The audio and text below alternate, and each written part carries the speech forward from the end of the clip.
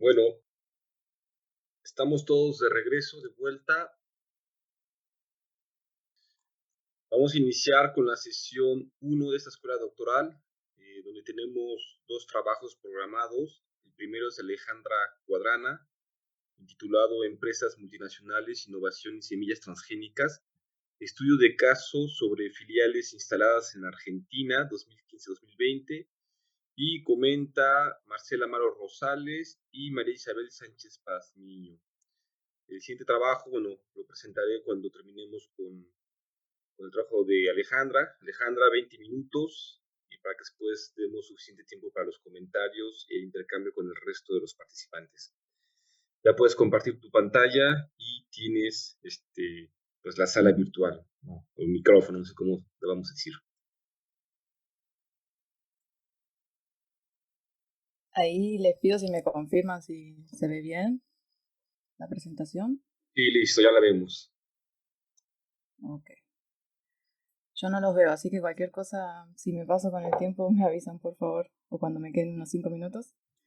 Sí, te avisaré, te mandaré un mensaje de texto en la discusión y bueno, si veo que no lo has visto, tal vez intervendré para decirte que te queda poquito tiempo. Sí, sí.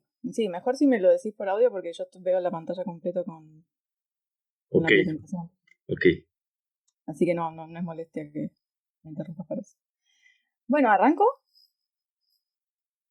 Sí, arráncate, ya. Bueno, bueno, perfecto. Bueno, de nuevo, buenas tardes a todos, todas. Me toca romper el hielo, así que vamos a ver cómo sale esta primera presentación. Por supuesto, no voy a poder replicar todo el trabajo escrito por cuestiones de tiempo, así que incluso cambié el título para esta presentación oral, para circunscribirlo un poco. Así que les voy a presentar el trabajo que se llama Empresas multinacionales y semillas transgénicas, estrategias de apropiación de una filial instalada en Argentina. Ahí están mis datos y, bueno, mi director de tesis es el doctor Marcelo Delfini. Eh,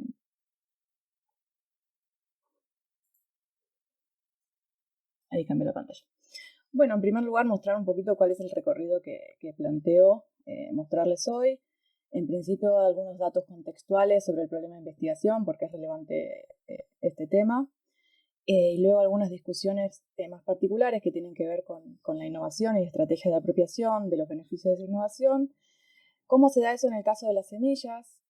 Después una propuesta que me interesa discutirla acá fuertemente, que es si es posible pensar a las semillas como artefactos tecnológicos socialmente construidos, algunas consideraciones metodológicas de lo que voy a mostrar hoy y las particularidades del caso en estudio, que es la empresa Monsanto, que fue adquirida por Bayer, así que vamos a utilizar los dos nombres, a veces indistintamente, a veces no, y mostrar cuáles son las conclusiones preliminares hasta este momento eh, del trabajo. ¿Por qué decidí abordar este problema de investigación? Bueno, en particular, por el contexto de Argentina en particular y la importancia que tiene la producción agroalimentaria, en tanto es un pilar histórico de la dinámica de acumulación y además es el vector de su inserción en el comercio internacional. Tengamos en cuenta que de $3 que ingresan a Argentina en divisas, uno es por soja o derivados de la soja. No nos vamos a remitir solamente a la soja, pero sí es el cultivo más importante. La particularidad del cultivo de soja es que está producido a partir de semillas transgénicas. Las semillas transgénicas son semillas a las cuales se les ha introducido en su ADN alguna característica de otra especie que se le introduce para generar una nueva característica agronómica sobre la cual se construye una ventaja competitiva de ese cultivo sobre otros similares. ¿Qué pasa con las semillas transgénicas a nivel mundial y también en Argentina? Su oferta está concentrada en solo 4 grandes empresas multinacionales. Entre el 2015 y el 2018, por eso yo tomo ese recorte temporal, hubo una nueva ola de fusiones y adquisiciones de estas empresas. Desde los 90 para acá, las más importantes eran 6 y ahora son solo 4. Con esto me refiero a que Monsanto fue adquirida por Bayer, luego Syngenta fue adquirida por ChemChina, luego Corteva, la tercera empresa, nace de la fusión entre Dow y DuPont. Y por último encontramos a BASF con menor participación, pero igual importante. Se calcula que en la actualidad un 66% de la oferta mundial de semillas está concentrada en estas 4 empresas, con lo cual es un oligopolio muy importante. Y para el caso particular de Argentina, lo que quería mostrarles hoy es que, bueno, las semillas transgénicas fueron aprobadas en 1996. Es el segundo país en el mundo, detrás de Estados Unidos, en aprobarlas. Y su difusión fue vertiginosa, brutal, fue muy rápida. Y para comentarles el impacto de esto es que en la actualidad prácticamente la totalidad de cultivos de soja y algodón son de semillas transgénicas y en el maíz se ubica en el 97%, lo cual el alcance en los cultivos más importantes es gigantesco.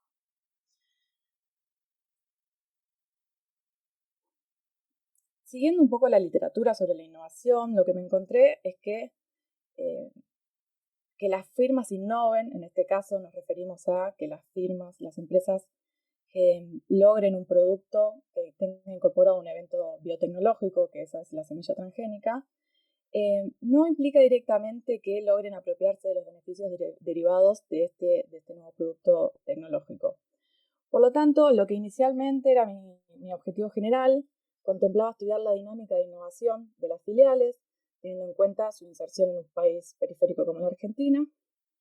Pero a lo largo de la investigación lo que incorporé es este segundo objetivo, que se centra en cuáles son las estrategias de apropiación de los beneficios de esos productos biotecnológicos,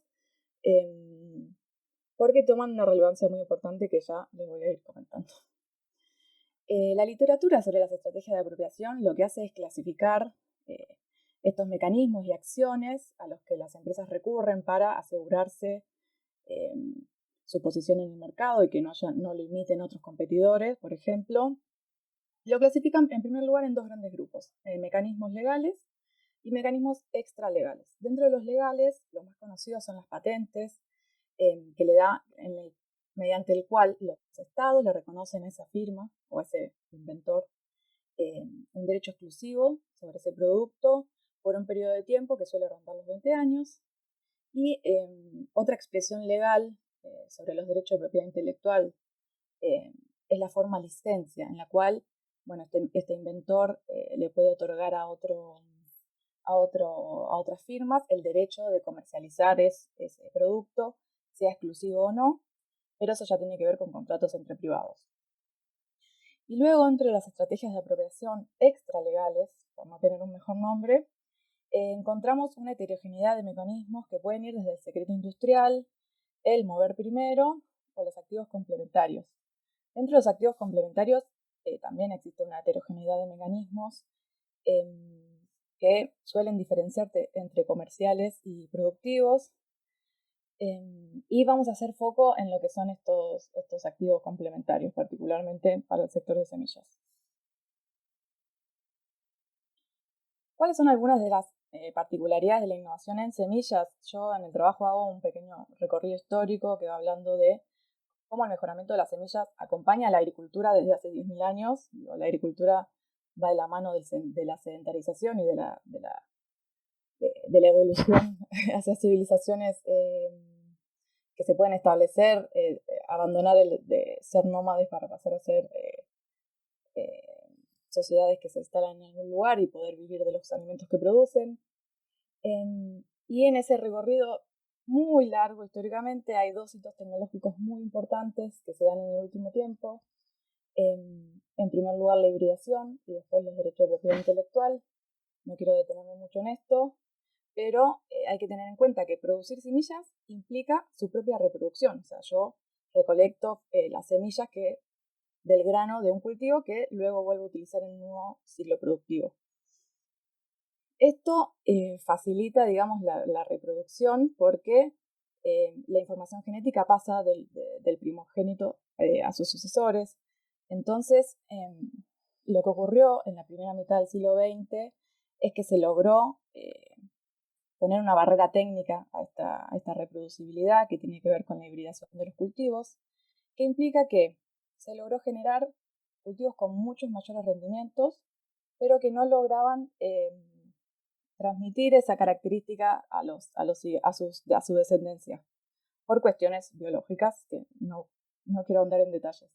Entonces, algunos cultivos como el maíz, por ejemplo, cuando se lograron hibridar, eso significó que el productor tenía que cada campaña volver a adquirir semillas porque la que él recolectaba no le servía para mantener ese mayor rendimiento. Entonces, esa dependencia constante hizo que las empresas del sector privado empezaran a interesarse más por el sector semillero, que tradicionalmente estaba más unido a lo que es la investigación pública en instituciones científicas, y entonces ahí se ve un giro importante en la mercantilización de las semillas. El siguiente hito tecnológico importante tiene que ver justamente con el ingreso de la biotecnología en el mejoramiento vegetal, que se reflejó en la producción de semillas transgénicas. También hay otras metodologías que no voy a ahondar porque las que me interesan son las que más funcionan en Argentina. Y en ese sentido lo que se vio fue una modificación en el marco regulatorio, en las cuales en la década del 80 en Estados Unidos se extendió hacia seres vivos, hacia organismos vivos, la capacidad de ser patentado algo. Se consideró que una invención humana podía ser patentable si se demostraba que había sido justamente la intervención humana la que había generado un cambio en ese organismo. Justamente es lo que sucedió con las semillas transgénicas en la década del 80, todavía en el ámbito de la investigación científica, pero ya a mediados de la década del 90, cuando se aprueba su comercialización, primero en Estados Unidos y después en Argentina, se extendió hacia algunos países y otros países todavía no permiten la utilización de semillas transgénicas o genéticamente modificadas. Pero bueno, fue una barrera jurídica que por lo tanto es más difícil porque puede ser sorteado, digamos, como con mecanismos extralegales, digamos. En Argentina eso se conoce como la bolsa blanca, son circuitos ilegales en los cuales se vende soja que no logró ser hibridada, es transgénica pero no híbrida, que no es el caso del maíz, que es transgénico y además es híbrido. Entonces existe todo otro mercado paralelo que escapa al control de las empresas y del Estado, a la fiscalización, y ese es el gran conflicto que tienen las empresas multinacionales en Argentina. Eso para dar un poco el contexto. Después, las discusiones que me gustaría traer a la mesa de hoy es que yo considero que las semillas pueden ser estudiados como artefactos tecnológicos socialmente construidos.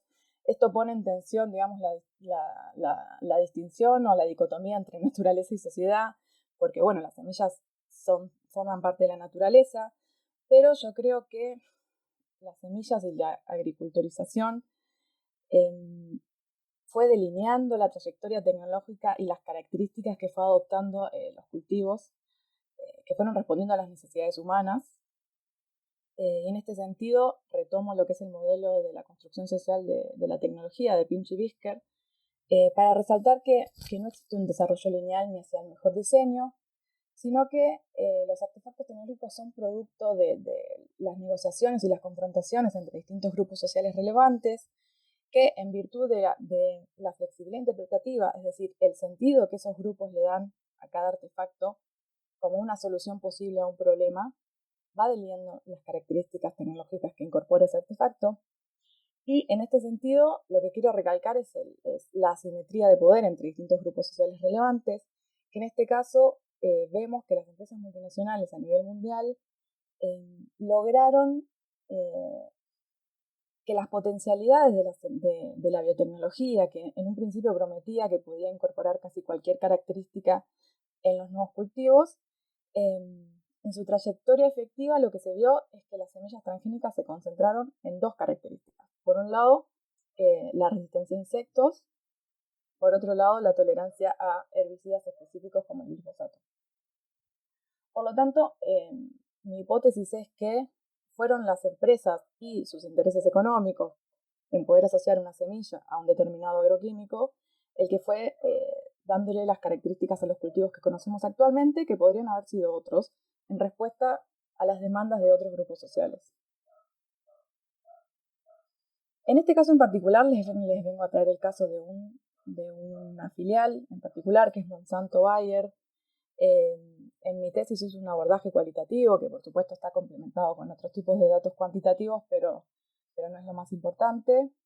Y en ese sentido las fuentes primarias que utilizo son entrevistas semiestructuradas con informantes clave de las áreas de asuntos científicos y de breeding. Breeding es el área de mejoramiento genético dentro de las empresas. Logré contactarme con coordinadores de ambas áreas, no solo de Argentina, sino de Cono Sur. Y esto, por supuesto, fue complementado con otras fuentes secundarias, como por ejemplo la legislación y proyectos de ley, informes, prensa, etcétera, para poder ahondar un poco más en estos casos en particular. En mi tesis tomo más casos, puntualmente Monsanto y Corteva, que son las dos empresas más importantes, pero para el día de hoy elegí solo el de Monsanto por ser un caso extremo, en el sentido yo lo nombré como el nivel de agresividad de los mecanismos que ha implementado para intentar apropiarse de esa renta de innovación de sus productos biotecnológicos. 4 minutos, Alejandra, te quedan. Perfecto, gracias. Resumiendo muchísimo, porque hago una recuperación de casi 20 años de lo que es la trayectoria de Monsanto y luego de Bayer, lo que notamos es que la principal estrategia a la que apela la empresa son legales, porque desde 1996, cuando logra la aprobación, inmediatamente presenta la solicitud de patentamiento.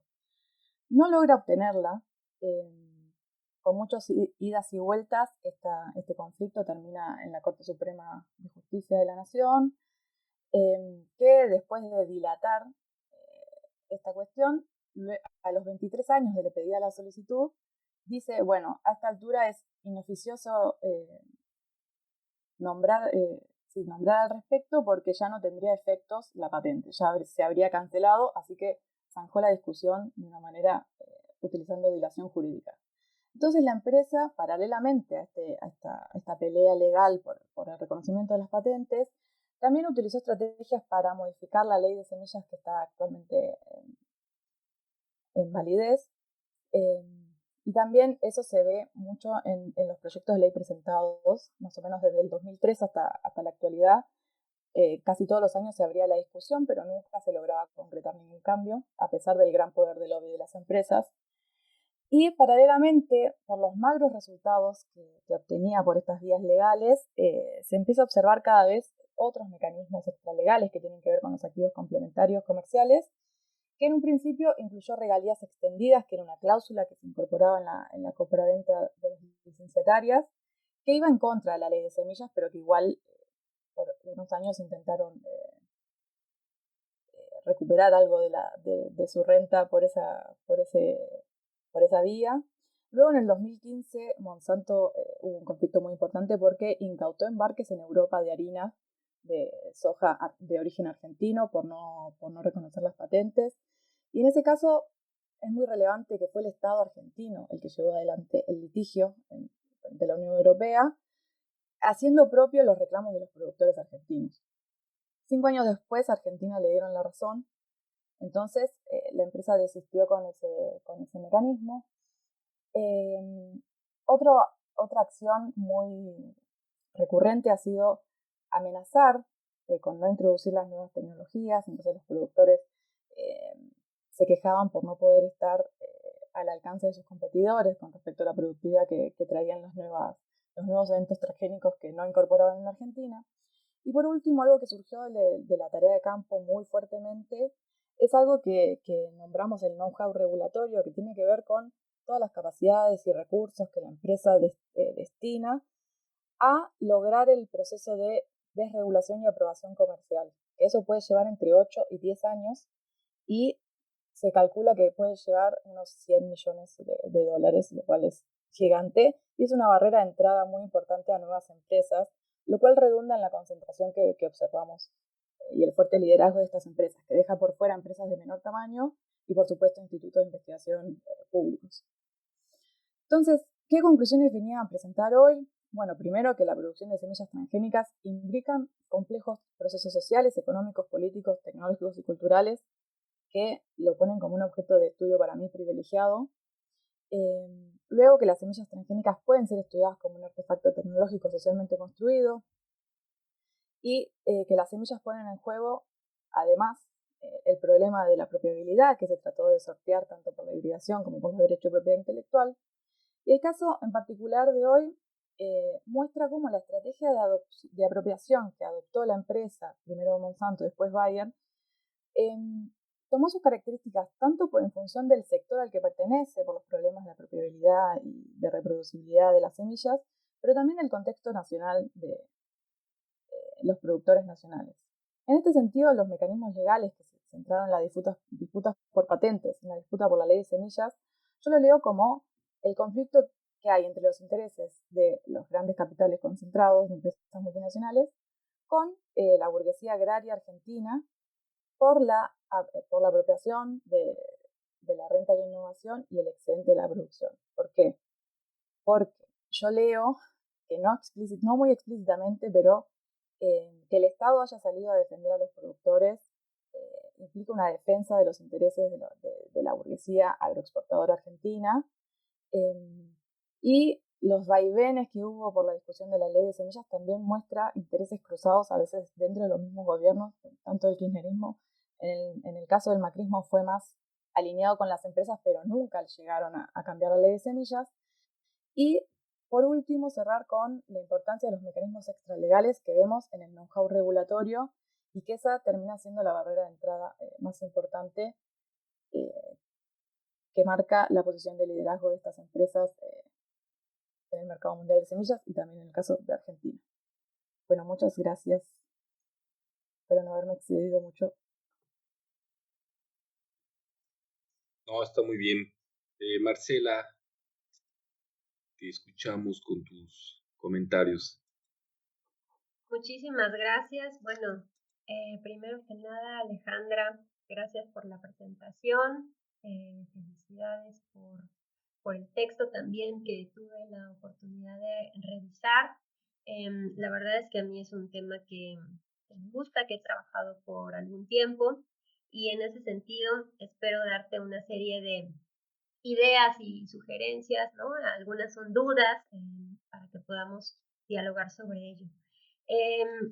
Lo primero que quisiera plantearte, Alejandra, es que hay varias cosas.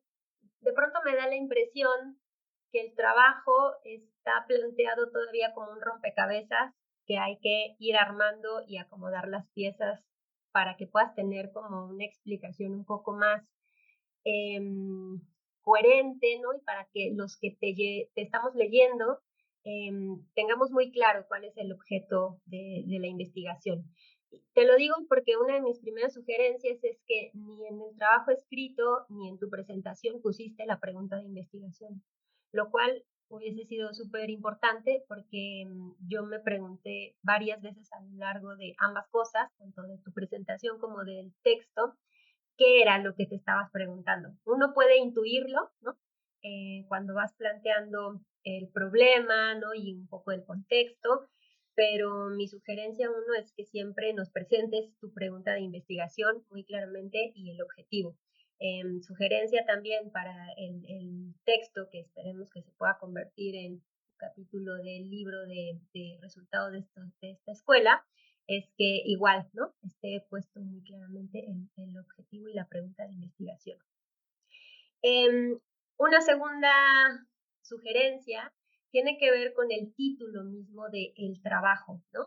Porque me parece que es sumamente abarcativo. Hablas de empresas multinacionales y semillas transgénicas. Ahora acá, si mal no escuché, nos dijiste que revisas varias empresas, aunque te concentraste en esta parte en lo de Bayer Monsanto, entonces eso, bueno, me aclara porque yo decía, bueno, pero si solo el trabajo se va a concentrar en la relación, ¿no? Que existe y en el caso estudio de Bayer, no sé si tenía mucho sentido hablarlo de empresas, pero ahora, bueno, ya lo mencionaste. Te quisiera decir en términos teóricos dos cosas. Me parece muy valioso que retomes el modelo Scott, ¿no? Para tratar de construir justamente a las semillas como un artefacto socialmente construido. Y me parece muy valioso porque efectivamente creo que una de las cosas a las cuales hemos apelado muchísimo es a construir un diálogo multidisciplinario, ¿no? En el cual podamos efectivamente establecer nexos y conexiones con distintas concepciones teóricas. Eso me parece un acierto en el trabajo. Me parece que es muy importante y creo que eso es un aporte de la investigación que deberías de destacarlo, pero que al mismo tiempo requiere aún más trabajo. Y te lo digo por varias cosas. Lo primero es que creo que tienes que delimitar muy claramente, siguiendo un poco, por ejemplo, el modelo Scott, em, qué significaría construir a las semillas como un artefacto tecnológico. Y en ese sentido, creo que te falta delimitar muy claramente cuáles son los actores a los cuales te estás refiriendo, ¿no? Porque acá a lo largo de la presentación, al final hablaste de productores, hablaste de la burguesía agraria argentina, hablaste del Estado, hablaste de las multinacionales. Y yo creo que eso sería muy útil, que tú delimitaras cuál es ese mapa, ¿no? de actores que tienes, los cuales están además construyendo, ¿no? En conjunto esto que tú quieres denominar como artefacto, que es la semilla. Y lo digo porque cuando uno piensa en un artefacto socialmente construido, también estaría esperando que nos hables acerca de cómo la semilla transmite. ¿Qué transmite? ¿No? Si nos apegamos a la Scott, diríamos transmite símbolos, transmite cultura, transmite relaciones de poder. Y eso queda desdibujado, ¿no? O sea, lo dices, bueno, la voy a construir como un artefacto, pero no nos dices claramente, ¿no? Lo cual sería muy rico, ¿no? Hacer esa construcción de tu objeto de estudio, partiendo eso, ¿no? En la idea de qué nos está diciendo como símbolos, como cultura, como relaciones de poder, y además contextualizarlo y situarlo, ahora sí que situar tu tecnología también, en lo que significa para Argentina, no solamente en términos del mercado, ¿no? Sino además lo que significa en términos sociales, institucionales. Digamos, para que puedas hacer este gran escenario, ¿no? Que nos permita ir construyendo las tensiones que existen, porque el hecho es que tú estás tratando de dar cuenta de un fenómeno que genera tensiones, que es un artefacto socialmente construido, pero que está en medio de un montón de tensiones y que me parece que la tensión más importante que te llama la atención es el problema de la apropiación. Ahora, ahí viene la segunda cosa en términos teóricos. Yo creo que hay que ser muy precisos cuando hablas de innovación, porque si bien yo te diría, bueno, y seguramente lo tienes en tu trabajo, una descripción, ¿no? Un concepto clave de qué estoy entendiendo por innovación, de pronto cuando yo te leía en el trabajo, había una parte que se desdibuja, ¿no? Si uno ve como el proceso de innovación, digamos, si te quedas como en la parte más ortodoxa de la innovación, diríamos, es innovación una vez que llega al mercado. Entonces, pero tú hablas de una apropiación previa a la innovación. Y eso no está del todo aclarado, te quiero decir. O sea, yo estoy pensando en, ¿de dónde proviene la renta biotecnológica? En particular, ¿de dónde proviene la renta biotecnológica de las semillas? Más focalmente, ¿de dónde proviene la renta biotecnológica de las semillas en Argentina? ¿No? Yo iría bajando esos niveles y diría, bueno, viene de distintos tipos de apropiación, de los cuales no estás dando cuenta y que creo que valdría la pena ir puntualizando, porque hay una parte que tiene que ver con la apropiación del conocimiento. Hay otra parte que tiene que ver con la apropiación de la tecnología y hay una última parte, digo, y lo estoy como tratando de sintetizar, que tiene que ver con la apropiación de la renta de la innovación, ¿no? Y entonces tú te quedas en esta parte de la apropiación de la renta de la innovación y entonces delineas, me parece que muy bien, estos factores, ¿no? Entre derechos de propiedad intelectual, etcétera. Y entonces, si tú vas tejiendo esa discusión y que creo que ahí está el gran reto en tu trabajo en términos conceptuales, teóricos, metodológicos, ¿cómo estableces el diálogo entre el modelo Scott y el tema de las rentas tecnológicas y la innovación? ¿sí? En ese sentido, yo te diría, después de que tú vas delineando los grupos sociales relevantes, me parece que hay que establecer las relaciones que existen con cada uno de los productores y explicar muy bien a qué te refieres cuando dices las estrategias de apropiación de las filiales. Porque, por ejemplo, cuando hablas de lo que sucede con Bayer, ¿no? Bueno, Monsanto Bayer, queda un poco desdibujado el hecho de, pero esa relación de Bayer Monsanto con los productores, ¿con qué tipo de productores? ¿Con qué tipo de apropiación? Cuando es la relación de Bayer Monsanto con el Estado, ¿no? ¿Cómo generan grupos de influencia, por ejemplo, para tener sí o sí cierto tipo de prebendas con los derechos de propiedad intelectual, si bien no con las patentes, con los otros que aplican, ¿no? ¿Cómo está impactando todas las modificaciones, por ejemplo, de UPOP? Que si mal no recuerdo, en tu trabajo decías que las últimas modificaciones, Argentina no fue signataria, pero eso es importante plantearlo. O sea, yo diría, esos elementos te están hablando de cómo está construyéndose tu objeto de estudio justamente como un artefacto de tensión. A mí me parece que en esta parte de las formas en las cuales se apropian las empresas multinacionales y cuáles son esas estrategias de apropiación, yo te diría, hay que actualizarlo. A mí me parece muy bien lo que citas y creo que valdría la pena complementarlo con algunos de los trabajos recientes que existen y te voy a pasar un par de notas bibliográficas. Eh, pero hay un par de trabajos que hablan justamente sobre la apropiación de conocimiento, rentas tecnológicas asociadas a la innovación, que tienen que ver con la idea de cómo se construyen monopolios intelectuales. Y esto me parece fundamental porque la idea de monopolio intelectual y de circuitos de innovación, al final, también algo que queda en el centro es que el mercado importa. ¿No? Tú estás aquí delimitando y hablaste muchas veces de cómo se va construyendo ese mercado. Creo que esas características del mercado son fundamentales. Tú lo que das cuenta, y creo que también tienes que focalizar un poco más en qué significa, por ejemplo, el tema de la adquisición de Monsanto por parte de Bayer. O sea, esta concentración de mercado con una fuerte tendencia cada vez mayor, ¿no? De por sí ya era un mercado oligopólico, pero está llevando a una concentración mayor, ¿no? Entonces, en ese sentido, ¿qué te dice para hablar de, en términos globales, cómo se conecta? Y cómo se conecta y cómo esto implica y juega en distintas formas de apropiación de las rentas tecnológicas. Y para eso te digo, yo creo que habría que refrescarlo un poco con un par de conceptos e ideas, ¿no? Yo te sugiero esos, los puedes revisar y ya verás si te son útiles o no, ¿no? El tema de monopolios de intelectuales y el tema de los circuitos de innovación para estructurar, ¿no? La forma en la cual se apropien de esas rentas. Pues se me acabó mi tiempo, de todas maneras, Alejandra, felicidades, yo te voy a hacer llegar tu documento, tus comentarios y algunas otras sugerencias.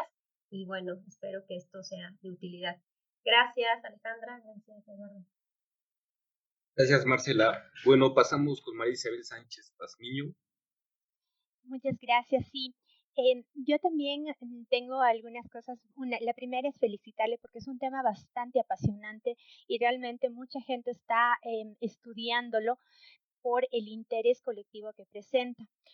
La introducción al tema y el planteamiento del problema sí son claros, pero después, como decía justamente Marcela, hay un poco de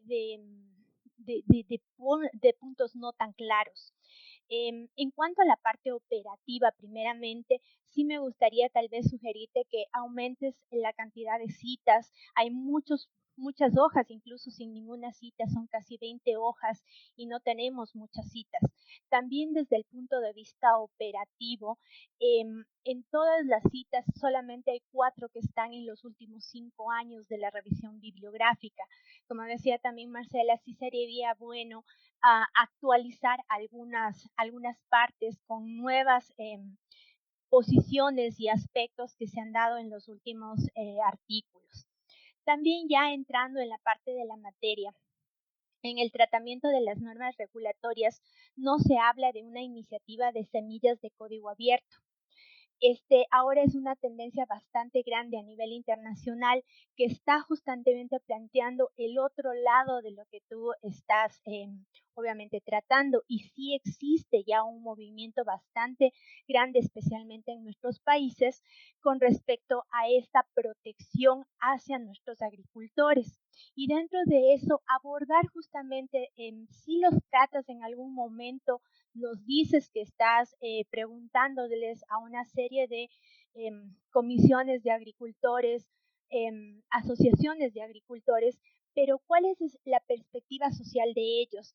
Antes ellos tenían justamente una libre, libertad de cultivar, resembrar e incluso compartir las semillas. Pero ahora con la cuestión justamente de estas 4 empresas tan grandes que controlan casi el 50% de las semillas del mundo, ya se ha vuelto todo un monopolio que domina, como dices, el suministro mundial, no solamente de las semillas, sino de los alimentos en sí a nivel mundial. Entonces, sí nos gustaría un poco que mires ese aspecto social y también desde las posiciones de protección con respecto a estos actores. También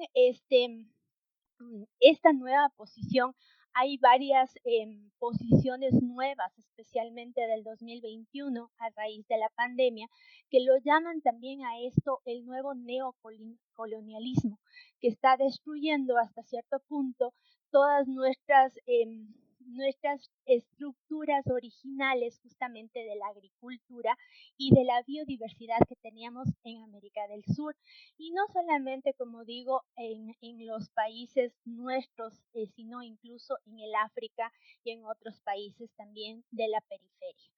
También, si bien es una cuestión bastante el caso en la Argentina, sí existen otras posiciones y también desde la parte legal y normativa, otras posiciones en nuestros países. Por ejemplo, en el Ecuador, la ley ecuatoriana justamente de defensa en su artículo 9 del ORSA dice que el Estado, por ejemplo, velará por el respeto al derecho de las comunidades y pueblos y nacionalidades de conservar y promover sus prácticas en el manejo de la biodiversidad y el entorno natural, garantizando las condiciones necesarias en que puedan mantener, proteger y desarrollar sus conocimientos dentro de toda esta biodiversidad nacional que presenta. Incluso dice que está prohibido para nuestro país, por ejemplo aquí en el Ecuador,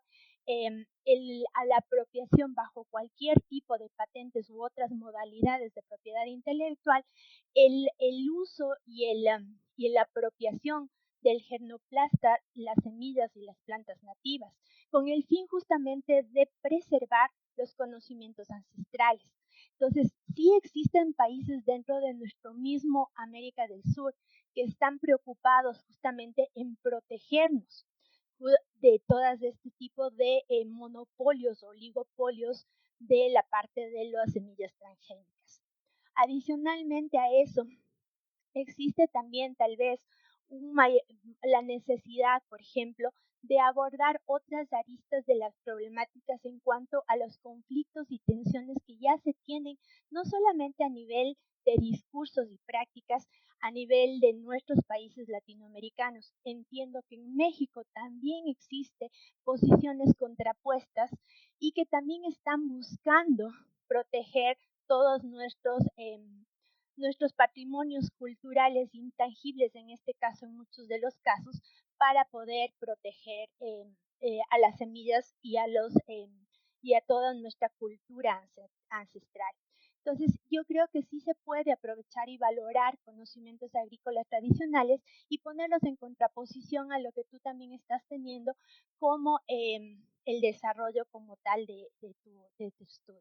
Además, me gustaría tal vez que puedas ampliar un poco el tratamiento del llamado desarrollo de un know-how o regulatorio que tal vez podría también ayudar a nuestros países y a nuestros pueblos indígenas un poco también a proteger esta cuestión de nuestros valores como tal. No sé si está hasta ahí mi comentario, Eduardo. Gracias, María Isabel. Bueno, Alejandra, tienes 10 minutos, estamos muy bien en el tiempo, como réplica, y después recogemos un par de palabras, de preguntas de los participantes, si es que hay. Bueno, en primer lugar les agradezco infinitamente todos los comentarios, la lectura atenta. Todo lo que me mencionan lo sé. Sé cuáles son los puntos débiles, pero está muy bueno que me lo señalen. Para mí fue muy difícil poder estructurar un artículo corto. Eh, Traté de poner los puntos que me interesaba discutir, que está buenísimo. Así que sé que puede no estar todavía bien conectado. Tengo que profundizar muchas cuestiones teóricas. Voy a tomar todas las sugerencias, Marcela, para la escritura y la presentación, lo de la pregunta y los objetivos. Lo de los títulos también fue cambiando mientras iba cambiando. Decidía qué poner, qué no. Si pongo un caso, pongo dos. Así que bueno, son detalles que lo vamos aprendiendo en la marcha. Con respecto a lo que son los grupos sociales relevantes, ya los digo, presenté muy sintéticamente y solo la perspectiva de las empresas multinacionales, porque el grupo de actores que están justamente negociando y confrontando los sentidos de las semillas es amplio, hay muchas posturas y también a veces es difícil como buscar pistas sobre eso, pero tampoco lo llego a mencionar, pero lo que son los debates sobre las modificaciones de la ley de semilla, los proyectos de ley que se presentan son súper extremos y contrapuestos, algunos que van desde justamente que no puede existir propiedad intelectual sobre organismos vivos, que tiene que haber libre circulación, que tiene que ver con el movimiento campesino, lo de la agricultura familiar, pequeños productores, que digo, hay que tener en cuenta que en Argentina tiene mucho menos peso que en otros países de la región. Tiene que ver con el proceso justamente de formación del Estado argentino y la pampa húmeda y la expulsión de pueblos originarios.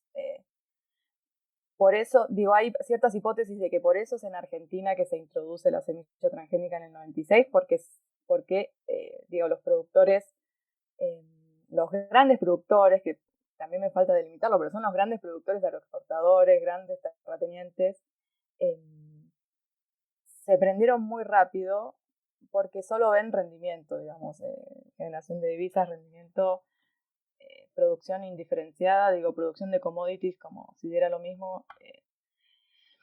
Y digo, justamente no hay que invisibilizar el resto de los grupos sociales relevantes, pero hubo sintonía entre la semilla transgénica y la gran producción agroexportadora argentina.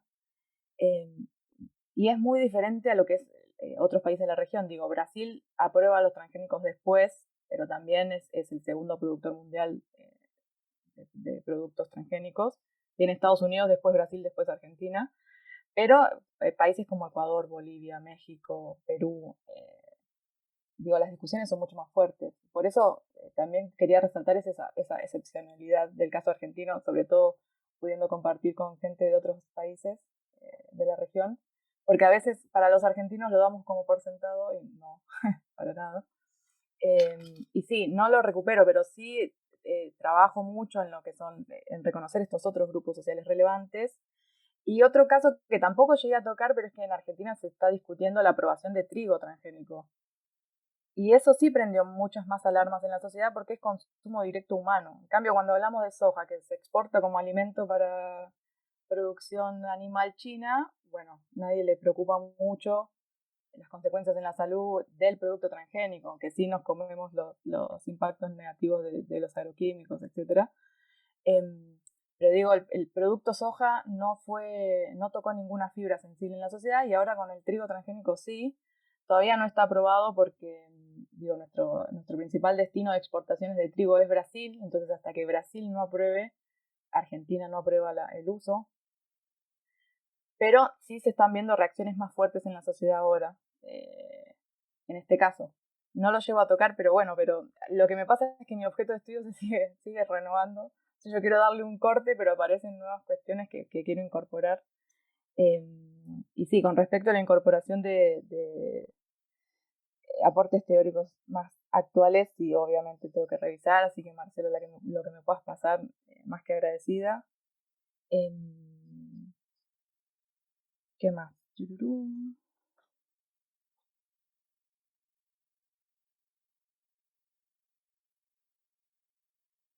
Y bueno, y con respecto al último que mencionaste, María Isabel, sobre ampliar el desarrollo del know-how regulatorio para poder ayudar, digo, creo que mencionaste algo como que las propias comunidades puedan acceder a ese know-how regulatorio. Digo, quizás no sea necesario en la discusión, o sea, si no se aceptan semillas transgénicas, no hay que pasar por esos procesos regulatorios, con lo cual no sería necesario. Pero además a todo esto, también retomando un poco lo que Marcela mencionó de cómo posicionar la adquisición de Monsanto por parte de Bayer en el proceso global, digo, a todo esto además hay que enmarcarlo en que la tecnología de semillas transgénicas, digo, ya es madura e incluso se está hasta pensando en dejar de utilizarlo porque apareció una nueva técnica de la biotecnología que es la edición génica y esa parece no tener estas altas barreras de ingreso, entonces parecería esperarse que pueda abrirse el juego a no solo las empresas que pueden tener esos recursos para afrontar los procesos regulatorios, y además parece ser una técnica más limpia, etcétera, etcétera, pero bueno, estamos como desde el 2013 hasta acá se está desplegando esta nueva tecnología, todavía no tiene como impactos en el mercado, no se conoce que haya productos con edición génica. Digo, a las empresas no le interesaría porque no podría apropiarse de ello. ¿Por qué? Porque la semilla transgénica se le identifica ese gen que se le incorporó, entonces yo digo, yo le puse este gen, soy yo el dueño de este evento. Digo, no se puede patentar la semilla entera, sino que patentan solo ese evento en particular. En cambio, con la edición génica no va a haber ese observable de la injerencia humana. Entonces, digo, además puede ser que esto cambie muy rápidamente en los próximos años y en ese sentido llama la atención que Bayer haya, digo, yo hice entrevistas a la Asociación de Semilleros Argentinos, a las propias empresas, y la verdad que están muy desconcertados. El ex director ejecutivo de la Asociación de Semilleros me decía, yo no puedo creer que la empresa con mayor prestigio en el mundo como Bayer, si es Bayer es bueno, haya comprado a la peor, a la empresa con peor imagen, justamente por la agresividad de sus acciones. Digo, Monsanto es terrible y digo, no pretende esconder mucho. Entonces, ellos mismos me decían con extrañeza, con lo caro que había sido la adquisición, con los juicios que se activaron después de la compra, digo, porque es una empresa alemana comprando una empresa estadounidense, entonces también hay cuestiones geopolíticas súper importantes que, bueno, hay una multiescalaridad del objeto que es difícil de poner en juego todo a la vez y que se entienda y todo eso. Pero bueno, les agradezco muchísimo los comentarios. Espero mejorar mucho mi trabajo a partir de esto. No quiero abusar más del tiempo. Gracias, Alejandra. Bueno, abrimos el espacio a los demás participantes. Por favor, levanten la mano para que podamos darles la palabra.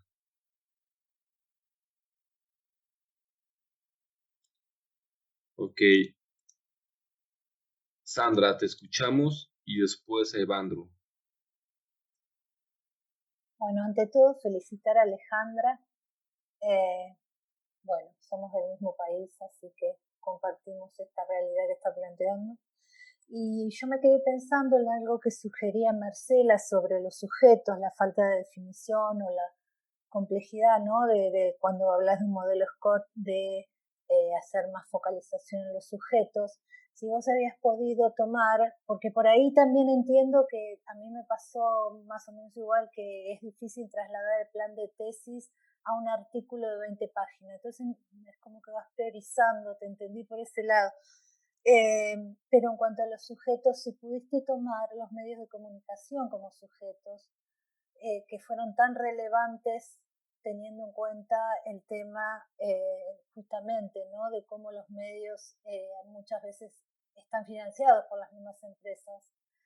Y otra cuestión es el cambio social y cultural en las ruralidades. Me refiero a los pueblos deshabitados, a las escuelas rurales cerradas, a la falta de, digamos, de población rural que se fue diezmando a partir del cultivo de soja, ¿no? El cultivo intensivo.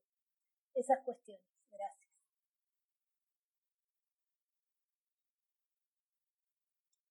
Muy bien, Evandro, te escuchamos. Bom, primeiro, parabéns, Alejandra. Foi uma exposição muito boa, dentro, né, do que se pede, do que a gente tem que fazer em poucos minutos, né, em poucas páginas dos nossos objetos de pesquisa, mas a sua pesquisa me interessa bastante, né? A gente tem um campo parecido, né, dentro da agroindústria, mas o que eu queria só mesmo te fazer uma recomendação, como você falou, sobre comparar com as situações dos países, né, da região. Tem um livro que se chama Politizar as Novas Tecnologias, que é de um professor, de um ex-professor, né, aqui do Brasil, Laimé Garcia dos Santos. Eu posso te passar depois, em que tem duas partes que eu acho que te interessaria muito. Uma se chama A Nova Colonização Genética, que é uma entrevista que ele faz com a Vandana Shiva, e eles tratam justamente, né, da questão da apropriação, até pela propriedade intelectual, né, da biodiversidade. Isso, assim, eu ouvi você falando, eu fui lembrando dessas partes. Né? Também tem uma última virtualização da biodiversidade. Acho que seria uma contribuição muito boa para você fazer entender o que se estava pensando sobre isso aqui no Brasil na década de 90. Não é assim uma bibliografia tão atualizada, mas eu acho que ajuda a gente nessa tarefa de pensar os desdobramentos técnicos, né, de fazer uma teorização, né, da ciência da tecnologia a partir dos problemas da América do Sul, né, e dos problemas comuns, né, que a gente tem aqui com as nossas diferenças também. Então é só isso mesmo e te parabenizar pelo trabalho. Gracias, Evandro. Alejandra, ¿quieres agregar algo más para terminar? Sí, bueno, muchas gracias también, Sandra y Evandro. Para responder un poquito a lo de Sandra, los medios de comunicación no los puedo tomar como un conjunto tampoco. Sí hay posturas en los medios de comunicación, por ejemplo, bueno, Clarín y el suplemento rural con Huergo a la cabeza es un férreo defensor del modelo del agronegocio y de las semillas transgénicas. Pero también hay otro conjunto de medios que están, no mainstream, medios alternativos o que están o que son, por ejemplo, de pueblos del interior o ciudades del interior, donde sí es una preocupación. Hay una preocupación desde el territorio que se expresa en esos medios. Así que, digo, sí lo considero, pero no de manera unificada como los medios, sino que ciertos medios por un lado, otros medios por el otro. Pero quizás no los tomé como un actor en sí, sino como portavoces de otros grupos. Digo, eso también, bueno, es para repensar y problematizarlo. Y después, con respecto a lo que me mencionas sobre los cambios en las ruralidades, digo, para mí es como un dato de contexto que yo lo tomo como las consecuencias sociales de la implantación del modelo del agronegocio, y que uno de sus pilares tecnológicos es la semilla transgénica. Digo, es la semilla, es el agroquímico, es la siembra directa, es el cambio. Eso implica que ¿cómo se llama? La escala mínima de producción se elevó, con lo cual hay que contar con porciones de tierra más grandes. Digo, los tenedores de tierra perdieron un poco de importancia frente a quienes alquilan esas tierras y poseen la maquinaria para poder trabajarlo. Entonces, hay una reconfiguración de los 90 para acá, muy importante en la estructura social agraria, pero que para mí es súper interesante, pero se escapa un poco a mi objeto, sino para mí es un dato de contexto. también pensando en estas decisiones tecnológicas, qué impactos tienen a mayor largo plazo y en otras escalas. Pero sí es súper interesante. No puedo no leerlo también, eso como consecuencia de esto. Y otra cosa que no mencioné es que, por ejemplo, la soja extendió la frontera, pampeana. Son cultivos pampeanos en zonas extra pampeanas. Eso también expulsó agricultores familiares. También hubo despojos de tierra. Hay un montón de otros fenómenos sociales muy fuertes que sí los tomo, pero no con centralidad, digamos. Pero sí me interesa. Pero también es lo que está más estudiado. Entonces, a mí a veces lo que me pasa es que trato de yo que soy socióloga y estoy en la facultad, en el doctorado en ciencias sociales, a veces me dicen como, bueno, pero es muy económico tu problema, ¿por qué no ves todo esto lo demás? Y digo, bueno, porque en general eso ya está estudiado, por lo menos en nuestros ámbitos, entonces yo trato de darle otra mirada, también tomando aportes de transdisciplinarios, eso es a lo que apunto, con lo cual se me hace un objeto híbrido que no termina de ser ni una cosa ni la otra, y bueno, estamos en ese proceso. Bueno, Evandro, te agradezco que me lo hayas escrito. Y muchas gracias por la recomendación, lo voy a buscar. Gracias, sí, espero escuchar tu exposición porque tenemos temas afines. Así que muchas gracias.